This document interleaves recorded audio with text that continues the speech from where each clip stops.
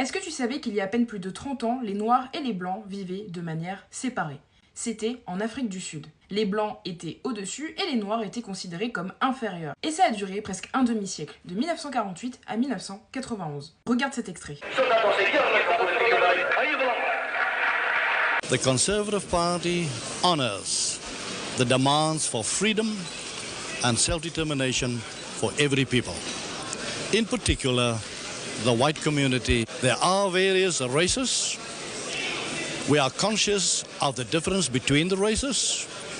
It's nothing but realism. L'apartheid, c'était un système légal de ségrégation raciale, imposé par le gouvernement blanc d'Afrique du Sud. Grosso modo, on avait deux sociétés, l'une avec tous les droits et l'autre qui n'avait presque aucun droit. Les Noirs n'avaient pas le droit de voter, de vivre dans certains quartiers, d'aller dans les mêmes écoles ou les mêmes hôpitaux que les Blancs. Et tout était séparé, tout.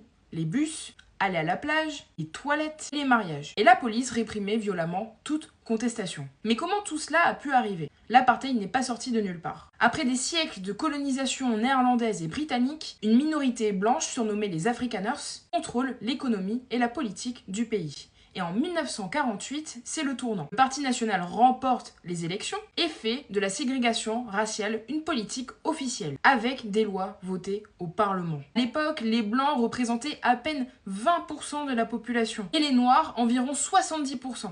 Mais cette minorité impose ses règles à la majorité. Les lois classent la population par race, interdisent les mariages mixtes et forcent les Noirs à vivre dans des zones réservées. L'objectif affiché, un développement pacifique et séparé. La réalité, maintenir la domination politique, économique et sociale des Blancs sur la majorité noire pour diriger le pays. L'apartheid a duré 43 ans parce que le régime contrôlait l'armée et la police, l'économie avec des ressources minières stratégiques et surtout l'information. La presse locale était censurée. La télévision, arrivée en 1976, montrait une Afrique du Sud calme pour la population blanche. Les violences et les bidonvilles étaient invisibles. Et à l'étranger, les gouvernements occidentaux ont longtemps fermé les yeux. Intérêt économique, lutte contre l'influence soviétique, il fallait aussi se reconstruire après la Seconde Guerre mondiale, et l'Afrique du Sud était un allié stratégique aux pays occidentaux. Ce n'est qu'à partir des années 80 que les images d'émeutes, de répression et de pauvreté parviennent à franchir les frontières. Des journalistes, des militants et la diaspora sud-africaine diffusent ces images dans le monde entier. Résultat, indignation internationale. Sanctions économiques, campagne Free Mandela. Il y a même eu des concerts géants pour dénoncer l'apartheid. Donc une fois que l'information a circulé, l'indignation a quasiment été